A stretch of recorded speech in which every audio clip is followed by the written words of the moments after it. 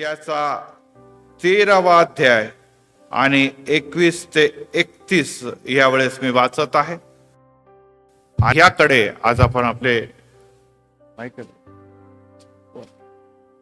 याकडे आपण आपले लक्ष केंद्रित करणार आहोत.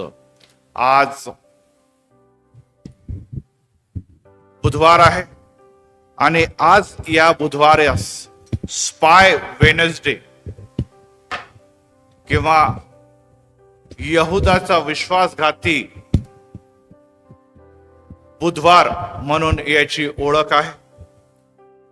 आणि या बुधवारानिमित्ताने परमेश्वराचे वचन योहान शुभवर्तमान याचा 13वा अध्याय 21 ते 30 पर्यंत आपण वाचूया आणि आजच्या विशेष संदेशाकडे आपण आपले नेत्र केंद्रित.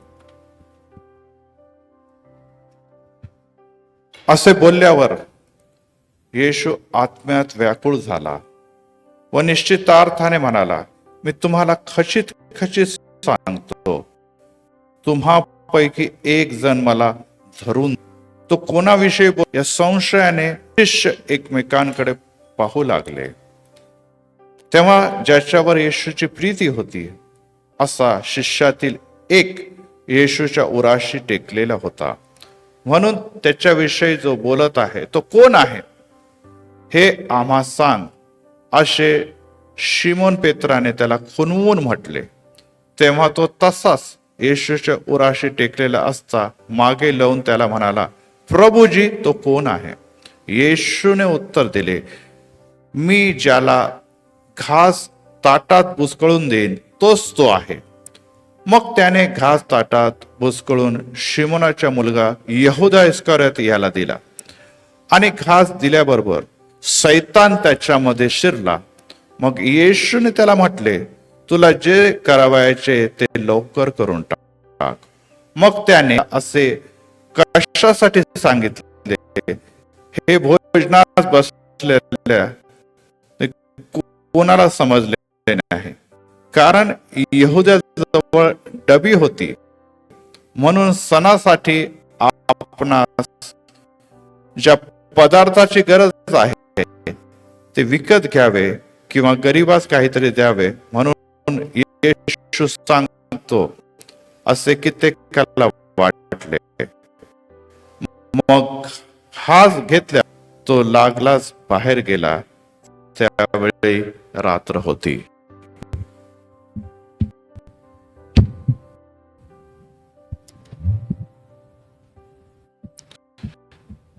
त्यावेळेस रात्र होती. आजचा विशेष संदेश यहुदा संत मर्यादित नाही, तर आपण जेव्हा वाचतो तेव्हा विश्वासघात मनुष्याची आहे. विश्वासघात नुसता यहुदानेच केला, इतर कोणीच असं जर तर आपण आहोत. अनेकदा जीवनामध्ये अनेक लोकांना फसवलेले आपण म्हणायचं की अनेक गोष्टी आपण म्हणतो की मी असं करेन, परंतु तसं करत नाही. हे एका दृष्टिकोनातून त्या व्यक्तीला किंवा ज्या व्यक्तीबद्दल आपण निर्णय घेतो त्याला फसवत आहोत. परंतु यहुदाबद्दल हे फार महत्वाचं आहे आणि त्याबद्दलच आज आपण त्या कॅरेक्टरचा अभ्यास करत असताना परत एक बार ह्या सर्व गोष्टी आपल्या जीवनाप्रमाणे कशा प्रकारे लागू होतात त्यावर विचार करणार आहोत. घास दिल्याबरोबर सैतान त्याच्यामध्ये शिरला. मग येशूने म्हटले, तुला जे करावयाचे ते लवकर करून टाक. तुला जे करावयाचं आहे ते लवकर करून टाक. इथे या वचनामध्ये आम्हाला दिसतं की आता तो समय आलेला आहे जेव्हा येशू ख्रिस्त त्या वधस्तंभाकडे वाटचाल करत असताना आपल्याला आता स्पष्ट दिसू लागलेला आहे की हा जो लढा आहे, हे जे युद्ध आहे, या वधस्तंभावरून जे अखिल मानवजातीसाठी प्रभूच्या आता द्वितीय आगमनापर्यंत निरंतर चालणार आहे. सैतानाची जी आदामन हवेपासून जे निश्चितच मानवाला फसवण्याची प्रक्रिया सुरू झालेली आहे आणि त्यापासून जी आता कार्य ते वधस्तंभ याकडे जेव्हा एक टप्पा पूर्ण होत आहे तेव्हा सैतान व देव या मधला जो लढा आहे हे आपल्याला स्पष्ट दिसत आहे. आणि इथे दिसत आहे की सैतान त्याच्यामध्ये शिरला. प्रभुभोजनचा घास मुखात येत असताना सैतान शिरतो कसा? आपल्याला माहिती आहे की ही प्रभुभोजनाची जी विधी होती, जी आपण उद्या गुरुवारी पार पाडणार आहोत, या विधीमध्ये देखील सैतान कार्यरत आहे. अनेकदा आपण म्हणतो पवित्र विधी, कारण की ही पवित्र विधीची स्थापना आहे, परंतु आपल्याला ह्या गोष्टीची जाणीव होते की सैतान हा मनुष्याच्या हृदयात, अंतःकरणात निरंतर कार्य करण्यासाठी तत्पर असतो. अशा समयी आम्हाला ही बाब जाणून घ्यायला पाहिजे की विधी परंपरापेक्षा आमच्या हृदयामध्ये कधी देखील रिक्तपणा असता कामा नये.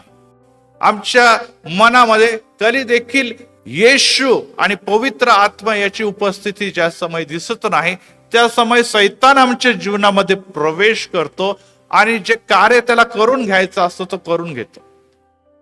आणि त्यामुळे ही बाब आपल्याला लक्षात ठेवायला पाहिजे. अनेकदा म्हटलं जातं की रिकाम अंतःकरण सैतानाचं घर असतं. आणि त्यामुळे आज जेव्हा आपण ह्या गोष्टीकडे बघत आहोत की खरोखर अशा समयी जर आपण यहुदाचा विचार केला तर वास्तविक आपण अपेक्षा काय करतो? पहिली अपेक्षा आहे की जेव्हा देवपुत्र आहे, जेव्हा ही महत्वाचा इव्हेंट चालू आहे, जेव्हा सर्व एकत्र झालेले आहे, येशू ख्रिस्त त्या माडीवरच्या खोलीवर बसलेला आहे आणि तो सर्व शिष्याने एकत्र करत आहे आणि सर्वांच्या मुखामध्ये आता तो होस्ट म्हणून घास भरवत आहे. ही विधी ज्याची स्थापना वलांडनाच्या सणानिमित्ताने मोशेने जवळजवळ 1500 वर्ष अगोदर केलेली होती, ती विधी आता यापुढे वलांडनाचा सण कदाचित यहुदियांसाठी असले, परंतु मानवाकरता जे ख्रिस्ती बंधुजन आहे त्यांच्यासाठी प्रभुभोजनाची विधी ही म्हणून ओळखली जाणार होती, जी अनेक चर्च दररोज करतात, काही चर्चेस महिन्यातून एकदा करतात, काही वर्षातून एकदा करतात. आणि या विधीची स्थापना होत असताना देखील आपल्याला असं दिसतं की ह्या पवित्र विधीच्या आरंभी देखील सैतान कार्य करत होता. हो प्रियानो, ही बाब लक्षात ठेवणं अतिशय गरजेचं आहे की जिथे देवाचं कार्य अद्भुतरित्या सुरू होतं तिथे सैतान देखील तयार असतो, सज्ज असतो. या दिवसामध्ये जेव्हा 40 दिवसामध्ये आपण उपवास आणि प्रार्थना करत आहोत, देवाच्या तत्परतेमध्ये चालत आहोत, देवाच्या सेवेमध्ये वाढत आहोत, देवाच्या सहभागितेत चालत आहोत, सैतान देखील तुमच्या आणि माझ्याकडे दृष्टी लावून आहे. त्यामुळे सावध असा, जागृत असा. सैतान सिंहासारखा तुम्हाला गिळावयास तयार आहे आणि त्यामुळे तुम्ही आणि मी त्याला संधी देता कामा नये, कारण की संधी मिळताच तो तुमच्या आणि माझ्या जीवनामध्ये प्रवेश करणार आहे. आणि यामुळे आपल्याला आश्चर्य होतं की ही विधी असताना देखील का सैतान कार्य करू शकतो. यस प्रियानो, संधी यहुदाने दिलेली आहे, संधी यहुदाच्या स्वभावाने दिलेली आहे आणि तो स्वभाव काय आहे आणि त्याची आपण निश्चितच एक मनुष्य म्हणून आपल्याशी तुलना करूया. दुसरी गोष्ट होता की ख्रिस्ताने अनेकांना आरोग्य दिले, आंधळे बघू लागले, लंगडे चालू लागले. त्याचप्रमाणे आपल्याला दिसतं निसर्गाचे चमत्कार घडत होते. इतकंच नव्हे तर त्यांनी सैतानाला घालवलेलं आहे, सैतानाला त्यांनी घालवलेलं आहे. का येशूला दिसत नव्हतं का ह्याच्यामध्ये सैतान आहे? मग येशूने त्याला का घालवलं नाही? हा प्रश्न आपल्याला नेहमी पडायलाच पाहिजे. जर एवढे सैतान, शिष्यामध्ये भूत लागलं, सैतान त्याच्यामध्ये कार्य करतो, येशूने क्षणात सैतानाला घालवून सर्व काही गोष्ट तो सुरळीत करू शकला असता, परंतु तरी देखील त्यांनी तसं केले नाही, त्यांनी तसं केलं नाही. आणि आपल्याला हे देखील दिसतं की वचनामध्ये असे प्रकारे लिहिले की तुझा जर जन्म झाला नसता तर बरे झाले असते. येशूला अतिशय खंत वाटत होती, मनातून तो व्याकुळ झालेला होता की फसवणारा एक व्यक्ती तर जगात असणारच आहे, वधस्तंभात नेण्याकरता कोणीतरी एक व्यक्ती हा मला कारणीभूत ठरणार आहे, परंतु तो माझ्यापैकी असेल हे निश्चितच कोणाही व्यक्तीला दुःख देणारी बाब आहे. आमच्या घरामधून जर आमच्या विरोधात एखादा उभा आहे, आमच्या घरातून आम्हाला एखादा फसवतो, आमच्या विरोधात कारवाया करतो, तर आम्हाला अतिशय वाईट वाटतं की अरे तू माझा भाऊ आहे, तू माझा मित्र आहे, तू माझा सखा आहे, तू माझा पती आहे, तू माझी पत्नी आहे आणि तू मला फसवते का? आणि हे आम्हाला अतिशय दुःखित करून जातं. आणि हीच बाब येशूला देखील होत. येशू म्हणतो, तो मातेच्या गर्भापासून मी तुम्हाला निवडलेला आहे. हो प्रियांनो, आपण सर्व जे त्याचे लेकर पुत्र व कन्या मातेच्या गर्भापासून वेगळे केलेले लोक आहोत. परंतु इथे दिसतं की निश्चितच ह्याचा जन्म झाला नसता तो बरे झाले असं येशूचं स्टेटमेंट आहे. आणि त्यामुळे या 3.5 वर्षाच्या वाटचालीमध्ये हा निरंतर येशूच्या समवेत होता, येशूच्या बरोबर राहिला. या 3.5 वर्षाचा मी अनेकदा म्हणतो शिष्यांचा, हा या ग्रॅज्युएशनच्या काळामध्ये त्यांनी येशूचे अनेक बोध अनेक लोकांना शिकवत असताना शिक्षण हे जवळून ऐकलेलं होतं. सर्व शिष्यांचं परिवर्तन झालं होतं. ह्याच्या जीवनामध्ये देखील महत्वाचं परिवर्तन आम्हाला दिसून येत होतं. चिन्ह चमत्कार सगळ्या गोष्टी बघितले होते, तरी देखील तो असं करायला का धजावला? हा का धजावलेला? अनेक जण म्हणतात की 30 रुपयासाठी. नाही प्रियांनो, इतकं साधी बाब नाहीये. 30 रुपयासाठी त्यांनी येशूला विकून देणं हे एक भाग असू शकतो, परंतु ते पुरेसं सत्य किंवा पुरेसं खरं नाही. आणि यामुळे आपल्याला ही बाब दिसतंय की येशूने तरी देखील त्याच्यावर विश्वास टाकलेला होता. आत्ताच आपण या वचनामध्ये वाचला, 29 वचनामध्ये, यहुदाजवळ एक डबी होती आणि सणासाठी आपणा ज्या पदार्थाची गरज आहे ते विकत घ्यावे किंवा गरीबाला काहीतरी द्यावे म्हणून येशू सांगतो असं त्यांना वाटलं. म्हणजे हा या टीमचा किंवा येशूच्या मिनिस्ट्रीचा ट्रेझरर होता. त्याच्याकडे एक डबी होती आणि त्या डबीमध्ये जे काही त्यांना डोनेशन दान मिळत असे किंवा ते काही उत्पन्न असं त्या डबीमध्ये ठेवत असे. आणि हा जो खजिनदार होता, हा जो ट्रेझरर होता, त्यामधून गोरगरिबांसाठी, आत्ताच वाचला आपण, किंवा जे काही त्यांना लागत होतं त्यासाठी पैसा खर्च करत असे. आणि आता देखील शिष्यांना काय वाटलेलं की नाही, निश्चितच ह्या समयी देखील येशू स्पष्ट सांगत असताना देखील येशूने काय की ज्याच्या तोंडात मी घास घाला तोच मला फसवणार आहे. तरी देखील शिष्यांना बघा, शिष्यांना आताही असं कळलं नाही, एकदम स्पष्ट चित्र होतं की मी याच्या तोंडात घास घाला तर हाच मला फसवणार आहे. तरी देखील शिष्यांना ही विश्वास होता की आमच्या पैकी असं काही घडू शकत नाही. आणि जेव्हा तो घास भरवल्यानंतर देखील शिष्यांना वाटतं की खरोखर हा काहीतरी फायनान्सचे काम करण्यासाठी किंवा काहीतरी गरिबांना देण्यासाठी येशूने त्याला बाहेर पाठवलं. आणि त्यामुळे सर्वात पहिले त्याला घास भरवला आणि तो गेला. बघा, येशूला त्यांना आता देखील वाटत होतं की यहुदा येशूचा जवळचा आहे. आणि येशूचा जवळचा होता तो, कारण की येशू प्रत्येक शिष्यावर प्रीती करत होता. जर येशूला माहित होतं की हा डबी मधून पैसे चोरतो, हा विश्वासघाती यहुदा आहे, ज्याचं नाव देखील पवित्र शास्त्रामध्ये लिहिलेलं आहे, येशूला धरून देणारा यहुदा इस्करियोत, धरून देणारा. बघा, पेत्राने पण येशूला नाकार, पण येशूला विश्वासघाती पेत्र नाही म्हटलं पवित्र शास्त्रामध्ये. थोमाने देखील येशूवर अविश्वास दाखवला, तर अविश्वास धरणारा थोमा असं म्हटलं गेलं नाही. परंतु याच्याबद्दल अनेकदा पवित्र शास्त्रामध्ये लिहिलं की निश्चितच हा धरून देणारा, म्हणजे यामध्ये आपल्याला काहीतरी तथ्य दिसून येतं.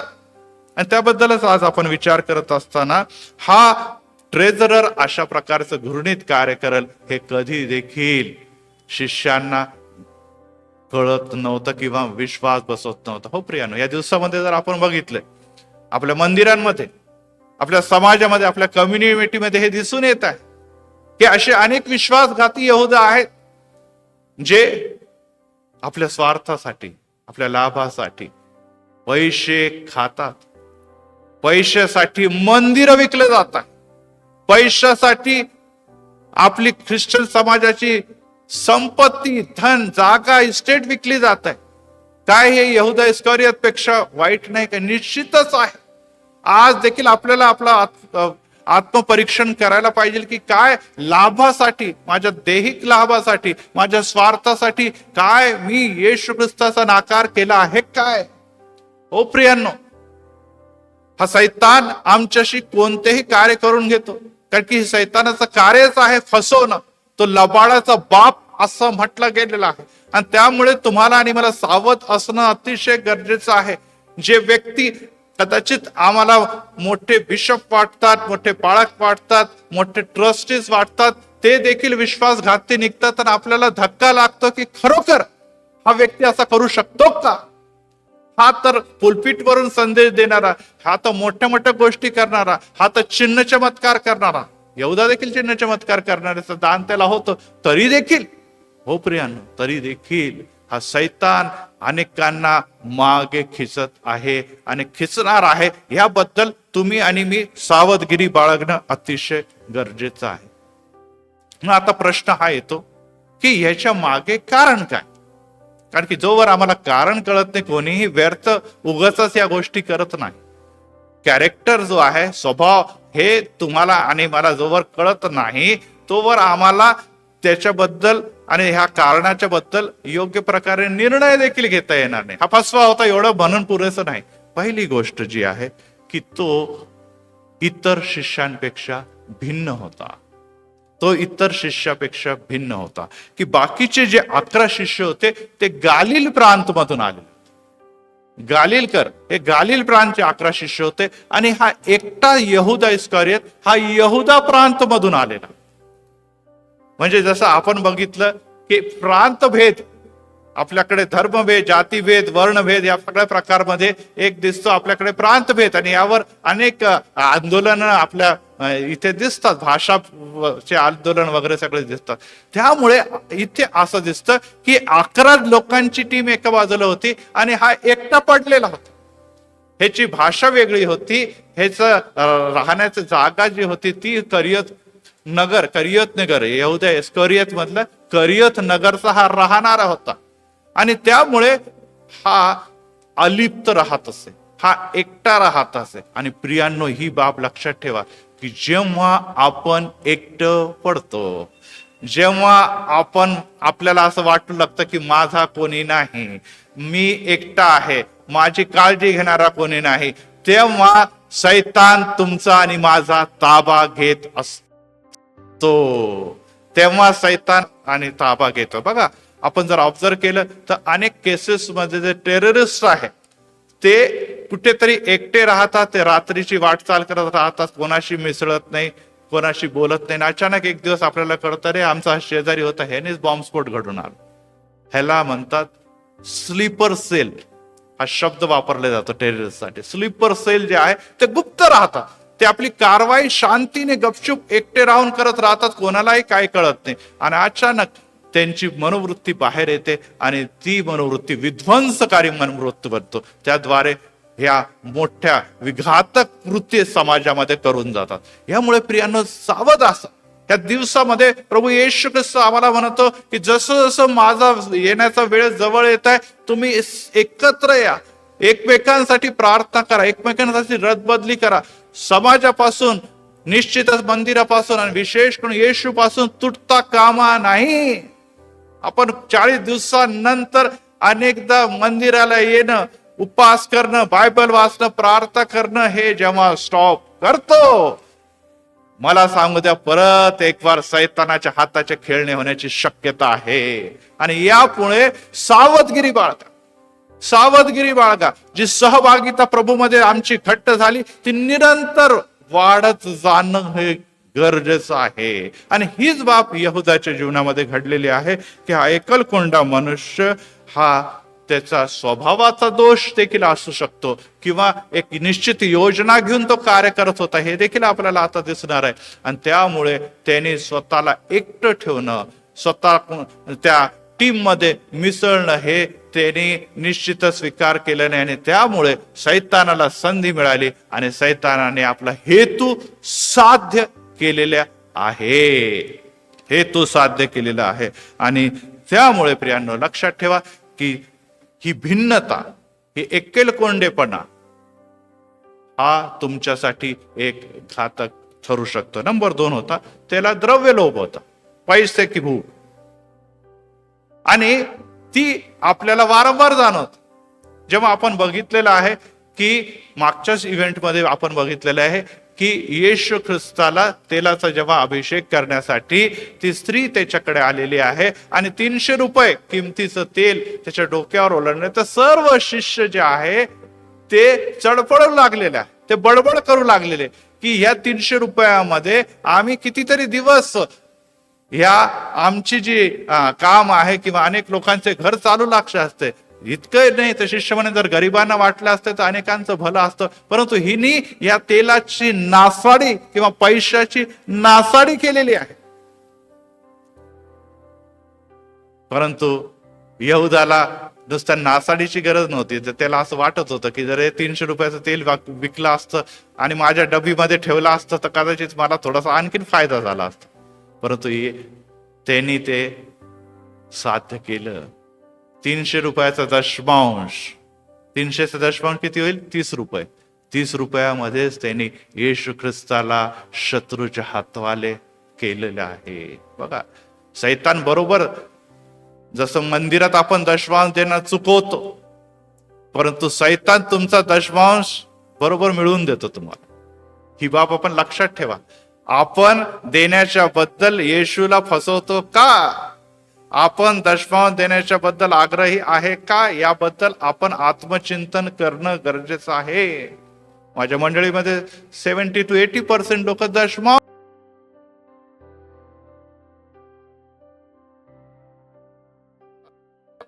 चर्च मध्ये न चुकता आपल्या इन्कमचा 10% ते बाहेर काढतात आणि पहिल्या दुसऱ्या आठवड्यामध्ये ते मंदिरात आणून देतात. पाळक म्हणून माझं पण कर्तव्य आहे, एल्डर्स म्हणून प्रत्येकाचं कर्तव्य आहे की प्रभूची जी आज्ञा आहे ती तुम्ही पाळा.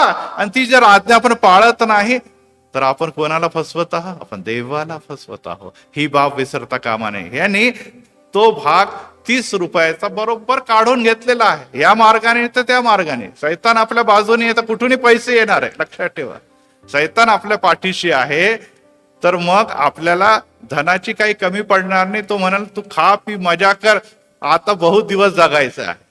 आणि ही वृत्ती तुम्हाला निश्चितच धनाच्या लोभाकडे घेऊन जाते. आणि हीच बाब आपल्याला दिसतं 1 तिमोथी 6 अध्याय 10व्या वचनामध्ये संत पौल, 1 तिमोथी 6:10 मध्ये संत पौल स्पष्ट सांगतो की द्रव्याचा लोभ वाईटाचे मूळ आहे.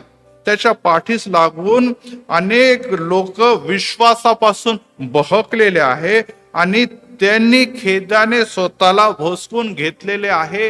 पूर्ण वचन मी वाचलं नाही. अनेक लोक विश्वासापासून बहकले गेलेले. आताच मी सांगितलंय की विक्री करणारे, खरेदी विक्री करणारे लोक जे मोठ्या पदावर बसलेले आहे ते विश्वासापासून बहकलेले लोक आहे. आणि जे पैसा करतात, ज्या समय त्यांच्यातून पैसा निघून जातो त्यांच्या जीवनातून, जसं आपण अनेकदा बघितलेलं आहे की अनेक जण शेअर मार्केटमध्ये इन्व्हेस्ट करतात, अनेक जण अनेक गोष्टीमध्ये, आणि जसंच त्यांचं शेअर मार्केट पडतं ते कंगाल होऊन जातात. आणि मग अनेक जण काय करतात? निश्चितच आपल्या जीवाला आणि आपल्या कुटुंबासह ते आत्महत्याकडे प्रवृत्त होतं. आज देखील आपण बघतो भारतामध्ये आणि विशेष करून महाराष्ट्रामध्ये, विदर्भ क्षेत्रामध्ये अनेक शेतकरी आत्महत्या करत आहे. कारण एकच आहे की आज पैसा गेला, आपलं धन गेलं, आपली शेती जळाली, आता उत्पन्न काही नाही. मग त्यांना वाटतं आता सगळं काही संपलेलं आहे आणि ते जीवाचा काय करत आहे? अंत करत आहे. आणि यामुळे प्रियांनो लक्षात ठेवा, तुमचा देव कोण आहे? सैताना हाणतो पैसा तुझा देव आहे, धन तुझा देव आहे, इस्टेट तुझा देव आहे. आणि त्याच्या मागे अनेक लोक लागतात आणि शेवटी यहुदाची आत्महत्याप्रमाणे आम्ही देखील आपल्या जीवनाचा अंत करून घेतो. आणि यासाठी सावध राहा. यहुदा फसलेला आहे, सैतानाने त्याला फसवलेला आहे. तुम्ही आणि मी देखील त्यामध्ये फसता कामा नये. आणि त्याचप्रमाणे स्वार्थी राजकीय महत्वाकांक्षा, हे लक्षात ठेवा. हा नुसता एक साधा मनुष्य नव्हता. मी सांगितलं त्या स्लीपर सेल पैकी एक होता. हा एक पॉलिटिकल पार्टीचा एक नेता होता आणि त्या पॉलिटिकल पार्टीचं नाव आहे हेरोदिया राजकीय संघटना. हेरोदिया राजकीय संघटनाचा एक नेता होता जो येशू ख्रिस्ताच्या या शिष्यांपैकी एक, म्हणजे येशूने त्याला निवडलेला आहे. आणि त्यामध्ये आपल्याला असं दिसतं की जी हेरोदिया होती ही रोमन सत्तेच्या विरुद्ध सशस्त्र लढा देत होती. म्हणजे ते त्यांच्यावर वेळोवेळ हल्ले करत असे आणि ह्या रोमन सत्तेपासून इस्रायल राष्ट्राला मुक्तता मिळावी यासाठी ते झगडत होते. आणि यहुदा देखील त्या राजकीय पार्टीचा एक घटक होता, एक नेता होता. तो प्रभूकडे आला. आता त्याची महत्वाकांक्षा, आता बघा अनेक जण राजकीय लोक जेव्हा मंदिरामध्ये येतात तर काही ना काही महत्वाकांक्षा घेऊन येतात. त्याची महत्वाकांक्षा ही होती की येशू चिन्ह चमत्कार करत आहे, येशू अद्भुत गोष्टी करते, येशूची लोकप्रियता बहुत आहे, येशूच्या मागे अनेक लोक चालते. आणि जर येशूच्या विचारांना आपण यहुदिया या राजकीय संघटनेकडे जर वळवलं तर आम्हाला एक हा लढा आणखीन मजबूतीने लढता येईल, आणखीन मजबूतीने हा लढा येता येईल. आणि त्या समयी तर त्याला अतिशय आनंद वाटला जेव्हा होसन्ना होसन्ना प्रभूच्या नावाने येणार राजा धन्यवादित असो. येशूच्या मागे राजा बनवण्यासाठी लाखो लोक चालले होते आणि त्याला वाटलं आता माझा निश्चितच उद्दिष्ट यशस्वी होणार आहे. कारण की हे लाखो लोकांच्या समवेत जर येशूने या रोमन निवडक लोक आहे जे त्यांच्यावर जर हल्ला चढवला तर निश्चितच आम्हाला आजच्या दिनी स्वातंत्र्य लाभणार आहे, मुक्ती मिळणार आहे रोमन सत्तेपासून. परंतु येशूने स्पष्ट सांगितलं की माझं हे राज्य नव्हे, माझं हे राज्य नव्हे, माझं राज्य दैवी राज्य, देवाचं राज्य प्रस्थापित करण्यासाठी मी या जगामध्ये आलेलो आहे. तेव्हा ह्याची निराशा झालेली आहे की इतके वर्ष 3.5 वर्ष मी याच्या बरोबर घालवलेलं आहे. आता बरोबर सगळं काही योग्य प्रकारे चाललं होतं. आता निश्चितच येशूने जर लीड घेतला असता तर कदाचित तो विजय जो सशस्त्र विजय होता त्याद्वारे सहज या सिंहासनावर यहुदी लोक बसले असते आणि इस्रायलाला मुक्ती मिळाली असती. परंतु येशूने त्या सर्व गोष्टीवर पाणी फेरलं आणि त्याच्यामुळे त्याच्या मनामध्ये एक राग निर्माण झालेला की आयता हातात आलेली संधी, आयती हातात आलेली संधी आणि सीट आम्ही का सोडावी. या दिवसामध्ये आपल्याला दिसतंय की आपल्या राजकीय परिस्थितीमध्ये जर सीट मिळत आहे, पद मिळत आहे, मंत्रीपद मिळत आहे, सत्ता मिळत आहे तर कोण सोडणार. आणि आज अनेक लोक जे आहे सत्यासाठी, पैशासाठी, नावासाठी, नावलौकिकसाठी भुकेले आहे. आणि ही बाब लक्षात ठेवा, आपल्याला स्वतःच्या नावाचं नव्हे, आपल्याला कुणाला राजकीय नावे नाही, तर आम्हाला देवाच्या गौरवासाठी येशूने वेगळे केलेले. Praise the Lord. देवाच्या गौरवासाठी आपण वेगळे केलेले लोक आहोत. कोणती सत्ता, कोणती पार्टी ह्यांच्या राजाच्या नावासाठी नाही, तर देवाने तुम्हाला त्याच्या गौरवासाठी वेगळं केलेलं आहे. तो म्हणतो की निश्चितच तुम्ही जेव्हा माझ्या नावाने सत्कृत्य करतील ते बघून लोकांनी स्वर्गाच्या देवाचा गौरव करावा, स्वर्गीय पित्याचा गौरव करावा. यासाठी देव तुमच्या आणि माझ्या हातून सत्कृत्य करून घेतो. आणि आज हा दुखावलेला सूड बुद्धी सद्गुणावर प्रहार करते. दुखावलेली सूड बुद्धी सद्गुणावर प्रहार करते. हा दुखावला गेला आणि त्याने काय केलेलं आहे, त्यांनी म्हटलं आता ठीक आहे, जर हा माझ्या काही उपयोगी पडत नाही तर मी तरी काहीतरी कमवून घ्यावं याच्याकडून. आणि त्यांनी शेवटला घात किंवा हल्ला येशूवर केला. आणि त्यांनी कोणाच्या हाती दिलेलं आहे, त्यांना शास्त्री व फरीसीच्या हाती येशूला देण्यासाठी पुढाकार घेतलेला आहे, पुढाकार घेतलेला. हो प्रियांनो, अनेकदा अनेक लोक हेच म्हणतात की ख्रिस्ती समाज पॉलिटिकल पार्टीमध्ये का जायला नको, का पॉलिटिकल गोष्टीमध्ये पुढे नाही. प्रियांनो, एक गोष्ट लक्षात ठेवा, पॉलिटिक्सला म्हटलं जातं डर्टी पॉलिटिक्स हा शब्द वापरले जातं. कारण की तिथे अनेक अशा महत्वाकांक्षा असतात, अनेक असे कार्य करावं लागतात, अनेक अशा जबाबदाऱ्या स्वीकाराव्या लागतात ज्यामध्ये एक ख्रिस्ती म्हणून आम्ही फिट बसत नाही. ख्रिस्ती बनून त्या गोष्टी आम्ही करू शकत नाही. आणि जर आपण करू शकत नाही तर मग आपल्याला कोणतंच पद आणि लाभ मिळणार नाही. आणि ही बाब आपल्याला लक्षात ठेवणं अतिशय गरजेचं होतं की इथे यहुदाची जी इच्छा होती किंवा मनोरथ होतं किंवा उद्देश होता की आपलं राजकीय स्वार्थ पूर्ण करावं. आणि येशूपासून आणि त्या शिष्यांपासून जो मिळणारा लाभ होता, जेव्हा त्याला मिळाला नाही, त्याने पार्टी सोडली नाही, तर पार्टी तोडली. येशू जाणार आणि ही पार्टी फुटणार आणि मला जे मिळायचं ते मिळणार. दुसरी महत्वाची गोष्ट आहे की त्याला असं वाटत होतं, बघा लक्ष द्या, त्याला असं वाटत होतं की मी येशूला धरून दिलं तर येशू तर हा निश्चितच देवाचा पुत्र आहे. पेत्रांनी जेव्हा तलवार काढली तेव्हा आपल्याला एक गोष्ट दिसते, येशूने म्हटलं तलवार मला जर हवा असेल तर आताच याच वेळेस देवदूताचे सैन्याचे 12 सैन्य मी बोलून क्षणात त्यांना संपवू शकतो. यहुद्याला कुठेतरी वाटलं की आता नाही तर धरून दिलं तर निदान येशू स्वतःच सेल्फ डिफेन्स साठी ते स्वर्गीय दूतांना बोलवल आणि दूतांच्या द्वारे या सैनिकांचा नायनाट करून जिंकू शकतो. येशूला कदाचित ते जाणीव नसेल, परंतु मला माहिती तो देवाचा पुत्र आहे आणि देवाचा पुत्र स्वरक्षणासाठी जेव्हा या दूतांना बोलवल तर निश्चितच मनुष्याच्या द्वारे जरी जिंकू नाही शकलं तर दूतांच्या द्वारे तरी मला हा लढा जिंकता येईल. परंतु तिथे देखील त्याची निराशा झालेली आहे. हो प्रियान, आज जेव्हा या वचनाकडे आपण बघतो, या कॅरेक्टरकडे बघतो, जेव्हा येशूच्या कडे बघतो तर निश्चितच येशूला या जगामध्ये आल्याच्या समयी सांगितलेलं आहे की त्याला येशू ख्रिस्त म्हणतील जो जगाचा तारणारा आहे. जगाचा तारणारा आहे म्हणजे जगाच्या तारणासाठी त्याला वधस्तंभावर जायचंच होतं. येशू ख्रिस्त देखील वारंवार शिष्यांना म्हणतो की मला निश्चित शास्त्री पुरुषांच्या द्वारे छळ दुःख संकट सहन करावं लागल, त्याचप्रमाणे मला त्यांच्या हातून मरावं लागल आणि तिसऱ्या दिवशी मी पुनरुत्थान होईल, हे अगत्याचं आहे. तेव्हा पेत्र देखील म्हणतो की तुझ्या बरोबर असं होऊ नये. तेव्हा येशू म्हणतो अरे सैताना, बघा पेत्राला तो म्हणतो अरे सैताना, तुझे लक्ष निश्चित देवाच्या गोष्टीकडे नाही तर जगातल्या गोष्टीकडे आहे. हो प्रियानो, सैतान हा तिथे निश्चितच त्या योजनेमध्ये अडथळा निर्माण करत असताना पेत्र देखील बांधला गेलेला, परंतु आपल्याला दिसतं की तो त्यापासून मुक्त झाला.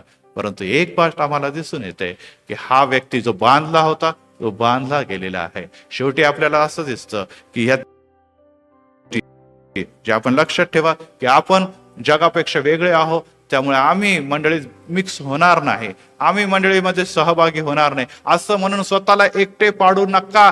एक गोष्ट लक्षात ठेवा, कदाचित जगामध्ये एक मायनॉरिटी म्हणून आम्ही कमी संख्येमध्ये असो, परंतु तुम्ही आणि मी येशूचे पुत्र व कन्या आहोत. नंबर 2, मंडळीपेक्षा वेगळे पडू नका, कारण की एक दिवस जेव्हा येशूचे आगमन होईल रॅप्चर मध्ये मंडळी अंतराळात घेतली जाणार, कुटुंब नाही मंडळी.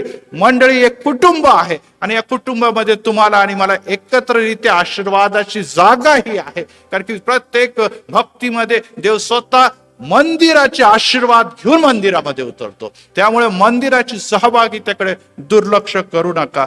द्रव्यलोभ, आताच मी सांगितलं की द्रव्यलोभ हे अतिशय घातक आहे. जगामध्ये प्रत्येकाला परिश्रमाच्या द्वारे धन मिळतं, परंतु तुम्हाला पुरेसं असं देव पुरवतो.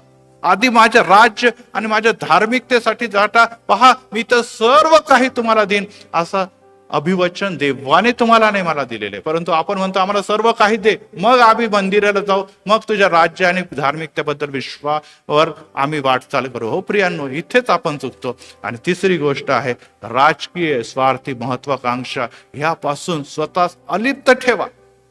कारण की कोळशाच्या खाणीमध्ये राहून कोणी देखील शुभ्र राहू शकत नाही. त्याची कालिक ज्याला म्हणतो ती तुम्हाला लागणार आहे. त्यामुळे सावध असा, जागृत असा.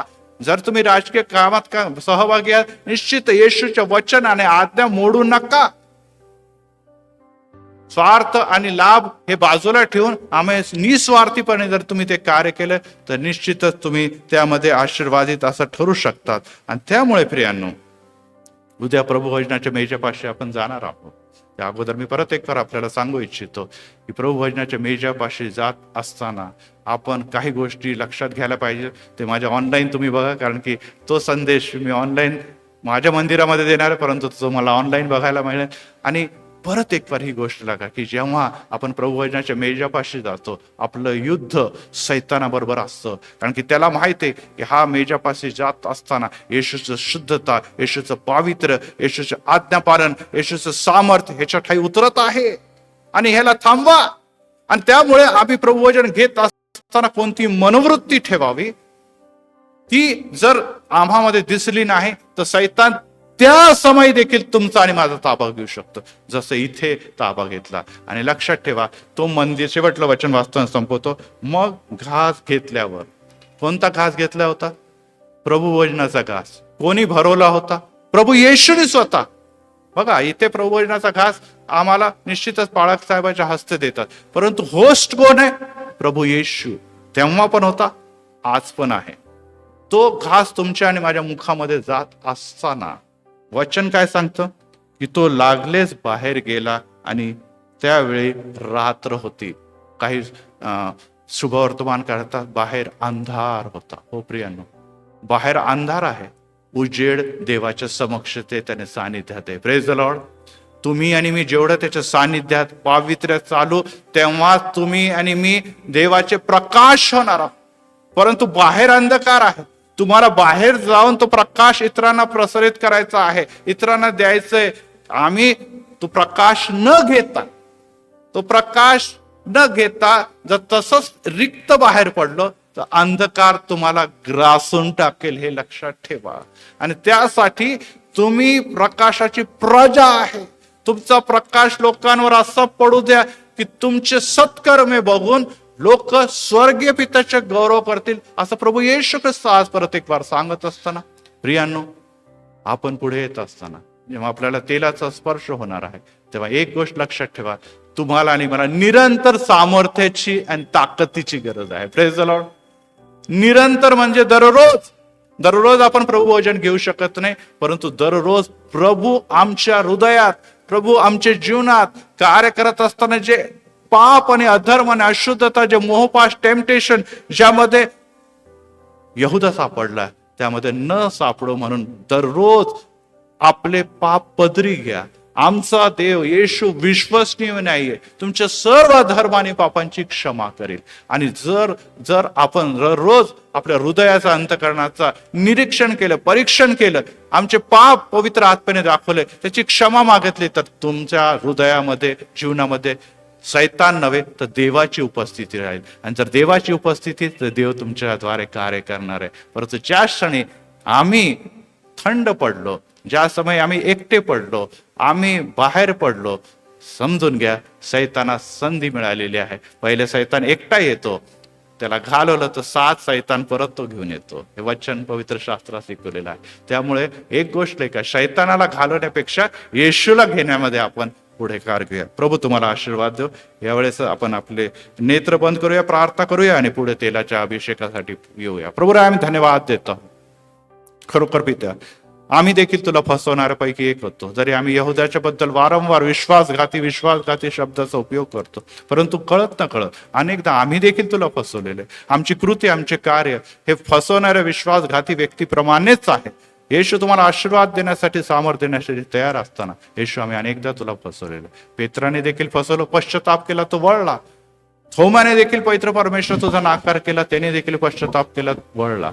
आणि देवा, तू पेत्राच्या द्वारे, थोमाच्या द्वारे आणि प्रत्येक शिष्य जे पळून गेलेले होते त्यांची देखील सेवा मान्य केली. आज पिते, आम्ही पळणारे नव्हे तर आम्ही तुझ्या नावासाठी झगडणारे असावा. कारण की आमचं युद्ध रक्तमांसाबरोबर नाही, तर आकाश व आकाशातली सर्व दुरात्मा समूह बरोबर आहे. आणि ते युद्ध लढत असताना आम्हाला तुझी शस्त्र सामग्री प्रभूमध्ये तू बहाल कर. ही शस्त्र सामग्री बहाल करत असताना आम्ही पुढे येणार आहोत. आपलं मस्तक येशू तुझ्या जवळ देणार आहोत, यासाठी की आमचं मस्तक जे सर्व ऍक्टिव्हिटीजचं केंद्र आहे, त्याच्यावर तुझा हात आणि तुझं नियंत्रण असावं. यासाठी की आम्ही बहकता कामा नये, आमचे विचार बहकता कामा नये. आणि जर आम्ही येशूमध्ये चाललो तर शाबास, भल्या विश्वास सुद्धा असा. तू थोडक्याबद्दल विश्वास राहिला, आता मी तुझी नेमणूक बहुतांवर करेल, असे आशीर्वाद देऊन तू आम्हाला सन्मानित कर. प्रभू येशूच्या नावात आमेन, आमेन, आमेन.